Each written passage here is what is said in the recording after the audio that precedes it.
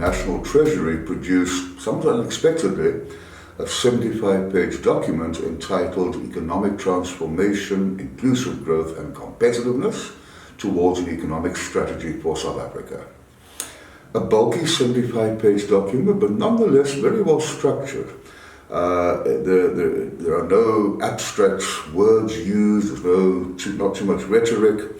The structure is essentially a brief introduction, then looking at a number of building blocks for sustainable long-term growth, followed by a number of points bringing about a growth reform agenda, and then concluding with a few measured outcomes over the next 10 years. The introduction is not surprising. It reminds us, as we all know, that growth in South Africa is disappointingly low.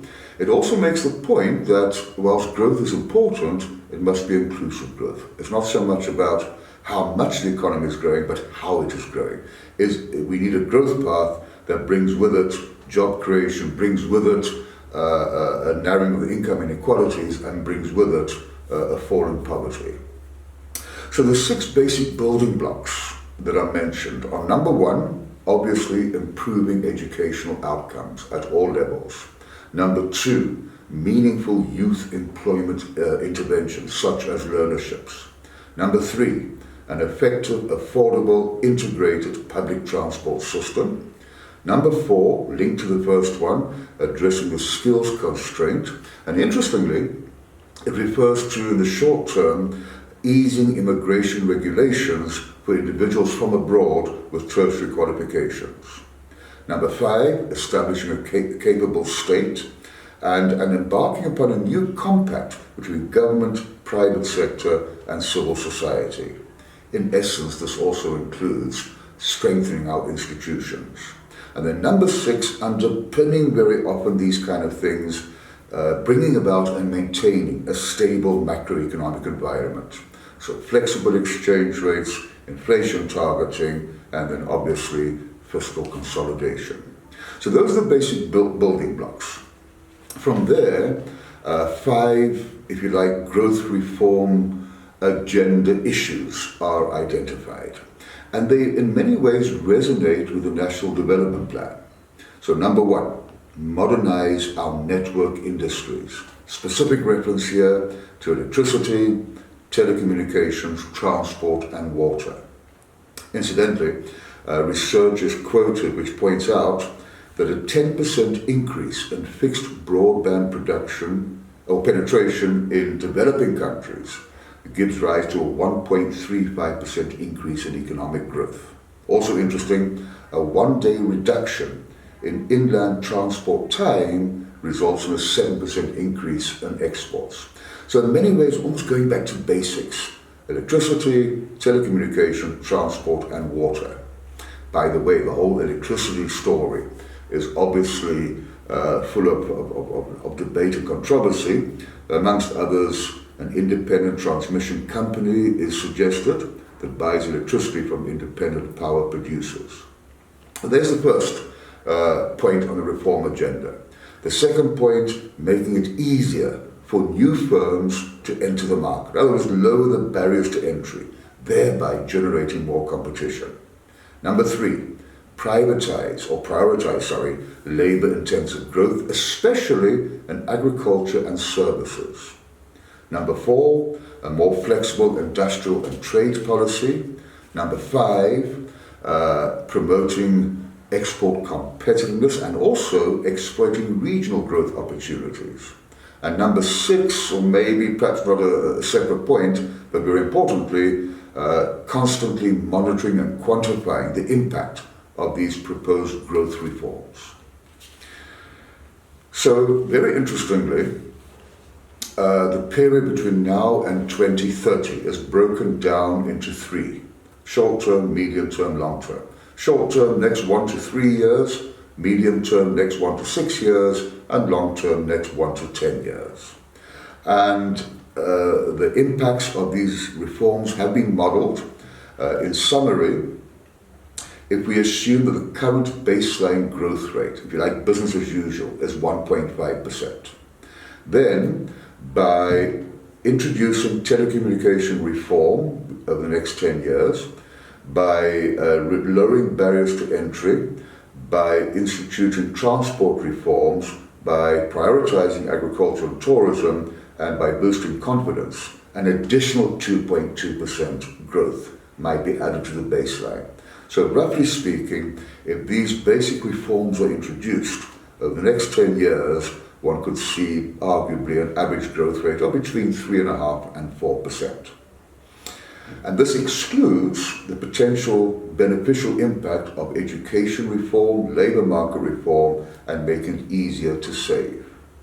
Along with the accelerated growth path, the model indicates an additional just over 1 million new jobs will be created. So I suppose the big question now is this just another wish list? Is it just another document?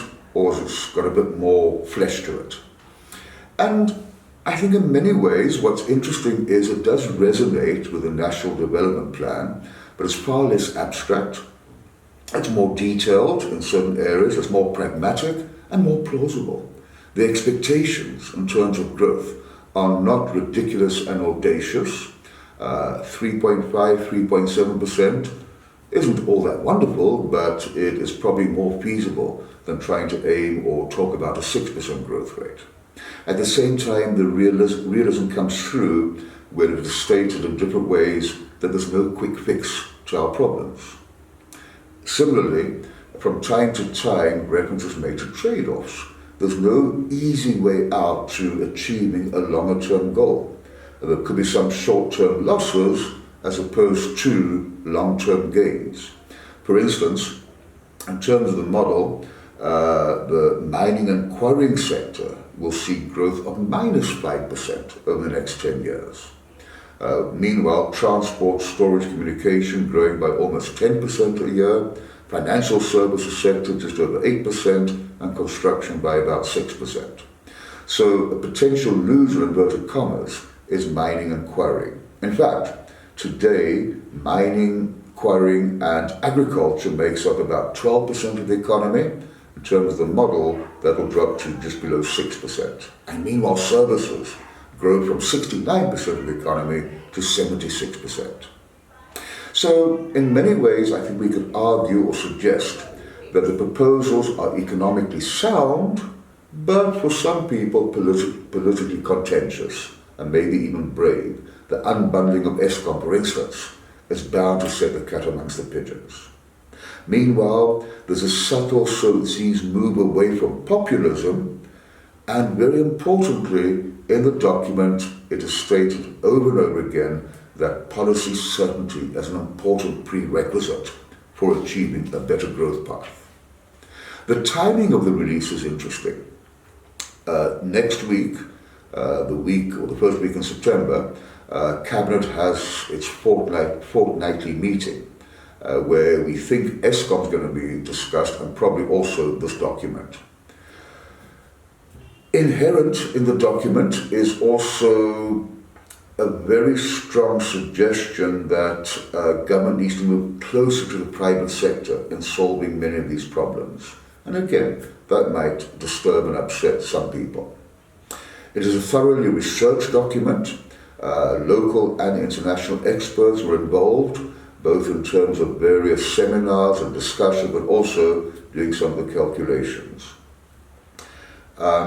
Ultimately, the true test will be whether the political appetite and will exists to implement what for some people might be politically rather unpalatable suggestions, such as restructuring state-owned enterprises, such as labour market reform.